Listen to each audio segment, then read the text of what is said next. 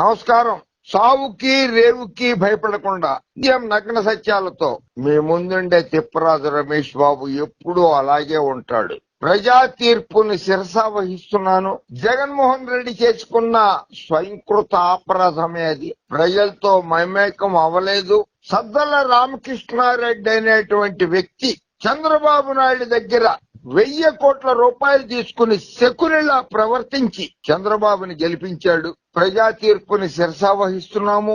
నేను కూడా చేసిన ఎన్నో వీడియోలు చేశాను. నేను ప్రజలకి ధన్యవాదాలు. ప్రజలు సంక్షేమాన్ని కోరుకోలేదు, అభివృద్ధిని కోరుకున్నారు. సంక్షేమాన్ని కోరుకోలేదు. వాళ్ళకి ఫుడ్ అవసరం లేదు, వాళ్ళకి రోడ్డు అవసరం. ఫుడ్ అవసరం లేదు, రోడ్డు అవసరం వాళ్ళకి. అది కోరుకున్నారు కనుక జగన్మోహన్ రెడ్డి ఓడిపోయాడు. జగన్మోహన్ రెడ్డి నువ్వు చాలా చక్కగా పరిపాలించావు, ఓకే, ఇట్స్ ఆల్ రైట్ అని నేను అనుకున్నాను. కానీ ఆంధ్రప్రదేశ్ ప్రజలు అనుకోలేదు. నువ్వు ఆంధ్రప్రదేశ్ ప్రజలు నిన్ను తిరస్కరించారు. సిద్ధం సభలకి తప్పితే అంతకు ముందు నువ్వు ఆంధ్రప్రదేశ్ ప్రజలకి కనపడలేదు. అది ఒకటి. నీ ఎమ్మెల్యేలకి నువ్వు కనపడలేదు. 2, నీ ఎంపీలకి నువ్వు కనపడలేదు. 3, తిరుమల తిరుపతి దేవస్థానంలో దర్శనం చేయించలేని నీ ఎమ్మెల్యేలు ధర్మారెడ్డి పుణ్యమా అని. ధర్మారెడ్డి అనేవాడు ఉంటే తిరుమల తిరుపతి దేవస్థానంలో నీ ఎమ్మెల్యేలు ఇచ్చిన లెటర్లు, నీ ఎంపీలు ఇచ్చిన లెటర్లు డస్ట్బిన్ లో పారేశాడు ధర్మారెడ్డి అనేవాడు. అది దర్శనాలు కూడా చేయించలేని పరిస్థితి ప్రభుత్వాన్ని నడిపావు జగన్మోహన్ రెడ్డి. 3, తప్పులు చెప్పడం కాదు. నీ సంక్షేమ పథకాలు బాగా జరిగినాయి. 4,81,000 కోట్ల రూపాయలు సంక్షేమ పథకాల్ని డైరెక్ట్ బెనిఫిషియరీ ట్రాన్స్ఫర్ ద్వారా వేసినా సరే ప్రజలు తిరస్కరించారు. అవ్వాతాతలు, అక్కా చెల్లెళ్ళు, అన్నాదమ్ములు అందరికీ కూడా నువ్వు చేసావు. ఆటో డ్రైవర్లకి 10,000 రూపాయలు ఇస్తే నేను తిరుపతి వెళ్ళినప్పుడు ఒక ఆటోలో ఆటో డ్రైవర్ని అడిగితే ఇచ్చాడు జగన్ 10,000. 4,000 దొబ్బేశాడు మా దగ్గర నుంచి. ఎందుకు దొబ్బేశాడయ్యా అని అడిగితే ఆ పోలీసు వాళ్ళు ఫైన్లు వేశారు. చంద్రబాబు ఉన్నప్పుడు వేయలేదు, వీడు వచ్చినాక జగన్ కాడు వచ్చిన తర్వాత మాకు ఫైన్లు వేయడం మొదలెట్టాడని చెప్పారు నాకు. ఒక ముఖ్యమంత్రిని పట్టుకుని నీ దగ్గర 10,000 తీసుకుని 4,000 ఫైన్లు కట్టిన వాడు అంటున్నాడు ఒక ముఖ్యమంత్రిని పట్టుకుని నీ దగ్గర 10,000 తీసుకుని. So it doesn't mean mister Jaganmohan Reddy, Saddala Ramakrishna Reddy పార్టీని భ్రష్టు పట్టించాడు. 2, 4 ఎంపీ రాజ్యసభ సీట్లు వస్తే 2 తెలంగాణ వాళ్ళకి ఇచ్చావు నువ్వు. 1 నిరంజన్ రెడ్డి, 2 ఆర్ కృష్ణయ్య. ఆంధ్రప్రదేశ్ లో బీసీలు లేరా? ఆర్ కృష్ణయ్య తెలంగాణ వాడికి ఎందుకు ఇచ్చావు? అక్కడ నిరంజన్ రెడ్డి తెలంగాణ వాడు. అక్కడే ఆంధ్రాలో రెడ్లు లేరా నీకు ఇవ్వడానికి? ఒక్కడికన్నా ఇచ్చావా? 2. ఇటువంటి తప్పులు చాలా చేశావు జగన్మోహన్ రెడ్డి. 4లో 2 ఇచ్చావు. అలాంటివి చాలా తప్పులు చేయడం జరిగింది. ఎక్కడ చిత్తూరు జిల్లా, ఎక్కడ ప్రకాశం జిల్లా, అక్కడ ఉన్నటువంటి చెవిరెడ్డి భాస్కర్ రెడ్డిని తీసుకొచ్చి ఒంగోలులో పార్లమెంట్ సీటుకి పోటీ చేస్తావా? ఎక్కడ నెల్లూరు, ఎక్కడ నరసరావుపేట? నెల్లూరు నుంచి తీసుకొచ్చి అనిల్ కుమార్ యాదవ్ ని నరసరావుపేటలో పోటీ చేయిస్తావా? వసంత కృష్ణ ప్రసాద్ ఏం తప్పు చేశాడని పార్టీలో నుంచి గెంటేశావు. పెనమలూరులో వాడు నా కొడుకులాగా పెరిగాడు నా దగ్గర. కేపీ రెడ్డి గారి కుమారుడు వాడు. నిన్ను డబ్బులు అడగడు, నీ దగ్గర డబ్బులు తీసుకోడు. అటువంటి పార్థసారథిని పార్టీలో నుంచి ఎందుకు బయట పెట్టావు? జొన్నలగడ్డ పద్మావతి అనంతపురం జిల్లాలో నీకేం అన్యాయం చేసింది? నిన్ను వెంట పెట్టుకునే ఉంది కదా. అంటే ఓహో, సాయంత్రం ఎప్పుడో కలవాలనంటే కలవలేదనా సీట్ ఇవ్వకుండా బయటికి పంపించింది. ఓకే, సద్దల రామకృష్ణారెడ్డి పార్టీ నడిపాడా, జగన్మోహన్ రెడ్డి పార్టీని నడిపాడా? ఆంధ్రప్రదేశ్ ప్రజలకు తెలియజేయండి. సద్దల రామకృష్ణారెడ్డి అని అతను పార్టీ నడిపాడా?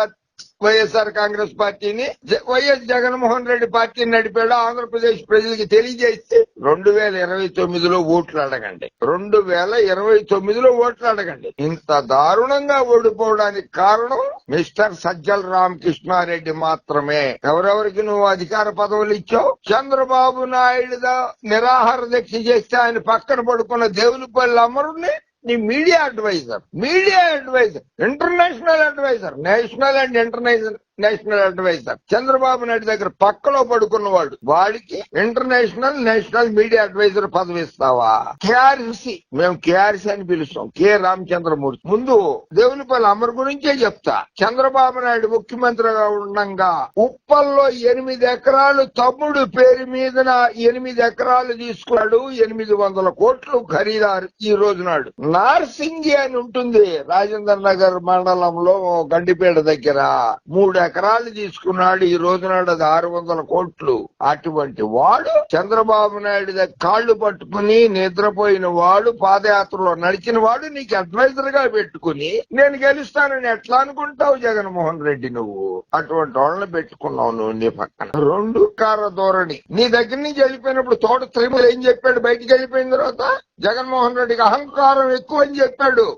అన్ని నాకు తెలుసు అంటాడు. అదే నిజమైందా ఈ రోజు నాడు? జగన్మోహన్ రెడ్డి పిచ్చోడు పవన్ కళ్యాణ్ పిచ్చోడు అంటాడు. గెలిపించారా ప్రజలు? బాలకృష్ణ పిర్రలు విసుగుతాడు, అవి విసుగుతాడు అంటే వాడిని గెలిపించారా? వాడికేం తెలీదు వీడికేం తెలీదు అంటే లోకేష్ ని గెలిపించారా? నీ సొంత బంధువులందరినీ ఓడించారు ప్రజలు. కారణం ఏంటి? నీదే తప్పు. నీ పక్కన ఉన్న సదర్ రామకృష్ణారెడ్డిది 100కి 100 పాళ్ళు తప్పు. సద్దల రామకృష్ణారెడ్డి వల్లే జగన్మోహన్ రెడ్డి ఓడిపోయాడు. సద్దల రామకృష్ణారెడ్డి కొడుకు భార్గవ రెడ్డి ఏం చేశాడు? ఏం అర్హతలు ఉన్నాయని చెప్పి అతను నువ్వు పదవి ఇచ్చావు. అది చేసుకున్న తప్పు చేసుకున్నంత. ఇంత ఘోరంగా ఓడిపోతావని మేమైతే ఎవరు ఊహించలేదు. నువ్వు అధికారంలోకి వస్తావని. నీ ప్రమాణ స్వీకారానికి 9వ తారీఖు నాడికి, జూన్ 9 నాడు రాయల్ ఫోర్త్ హోటల్లో రూమ్ కూడా బుక్ చేసుకున్నాం మేమైతే. అటువంటిది ఇంత ఘోరంగా ఓడిపోతాము నువ్వని చెప్పి మేము ఊహించలేదు. బట్ ఆంధ్రప్రదేశ్ ప్రజలకి నమస్కారాలు. మీ తీర్పుకి శిరస వహిస్తున్నాను. నేను కూడా వహిస్తున్నా. జగన్మోహన్ రెడ్డి వహిస్తాడో నాకు అనవసరం, అది నేను వహిస్తా. ఎందుకంటే మిమ్మల్ని చాలా సార్లు నేను ప్రాధేయపడ్డాను. చంద్రబాబు లాంటి మూర్ఖుడికి ఓటు వెయ్యొద్దని ప్రాధేయపడ్డాను. అయినా సరే మీరు వేశారు కనుక మీరే గొప్పవాళ్లు. ఆంధ్రప్రదేశ్ ప్రజలే గొప్పవాళ్లు.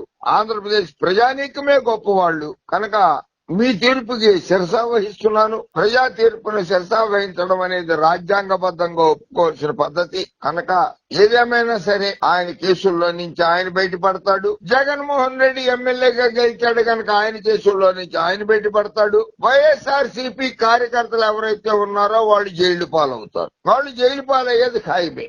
అది మాత్రం గ్యారంటీ. జగన్ నమ్ముకున్న కార్యకర్తలందరినీ కూడా చంద్రబాబు నాయుడు జైలుకు పంపుతాడు.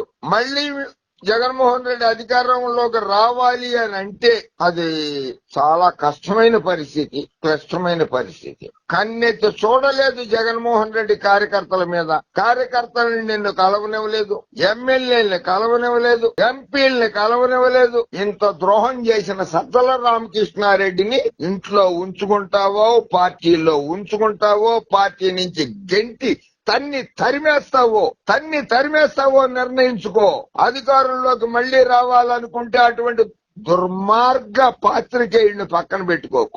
నీతి నిజాయితీ ఉన్నటువంటి పాత్రికేయుల్ని పక్కన పెట్టుకో.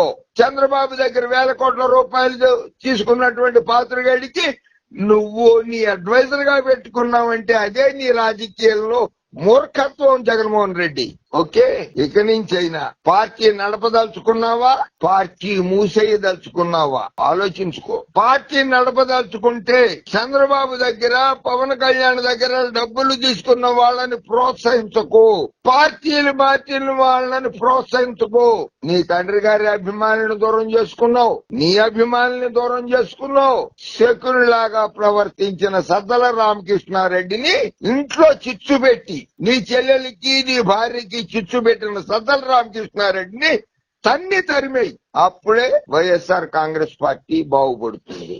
అప్పటిదాకా వైఎస్ఆర్ కాంగ్రెస్ పార్టీకి చరిత్ర ఉండబోదు కూడా. ఇక నుంచి రాసి పెట్టుకో జగన్మోహన్ రెడ్డి. ఓకే, జై హింద్.